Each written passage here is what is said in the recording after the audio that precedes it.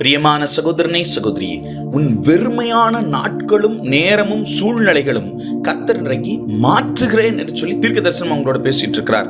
ஏசாயா 55:11, அப்படியே என் வாயிலிருந்து புறப்படும் வசனமும் இருக்கும், அது வெறுமையாய் என்னிடத்திற்கு திரும்பாமல் அது நான் விரும்புகிறதை செய்து நான் அதை அனுப்பின காரியமாகும்படி வாய்க்கும். இன்றைக்கு ஆவியான உங்களோடு பேசுறாரு.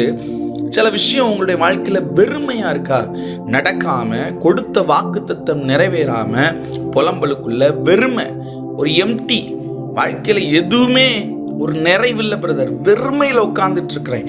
வறுமை, அந்த வெறுமை வாழ்க்கையில் வறுமையை கொண்டு வருகிறது. அது ரொம்ப சோதனையை கொண்டு வருது.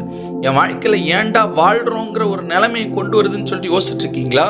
கர்ப்பத்தில் வெறுமை, தொழிலில் வெறுமை, திருமண முடியாத வெறுமை, அம்மா அப்பா இல்லாத ஒரு சூழ்நிலையில நான் என்ன செய்ய போறேங்கிற வெறுமை, கணவன் மேல உள்ள வெறுமை, மனைவி மேல உள்ள வெறுமை, இப்படியே அது ஒரு வெறுக்கிற ஒரு வாழ்க்கையா மாறிட்டு இருக்கா? இன்னைக்கு ஆண்டவங்களை பார்த்து சொல்றாரு, உங்க வெறுமை நிறைவேறும் காலம் வந்து விட்டது. ஆமே, உங்கள் வெறுமை நிறைவேறும் காலம் இதோ இன்னைக்கு வந்துட்டு. சகோதரி, சகோதரி, நீங்க உன்னோட தான் ஆண்டவர் பேசிட்டு இருக்கிறார். சகோதரி, உங்களோட தான் பேசிட்டு இருக்கிறார். உன் வெறுமை இன்னைக்கு மாறுது. எவ்வளவு நேரம் கையில் வெறும் பாத்திரத்தோடு சுத்திட்டு இருந்திருப்ப, எவ்வளவு நேரம் கண்ணில் அழுகையோடு என்னுடைய வெறுமைக்கு ஒரு நிறைவு வராதான்னு சுத்திக்கிட்டு இருப்பீல்ல. இன்னைக்கு ஆண்டவர் உன்னை பார்த்தா பேசுறாரு.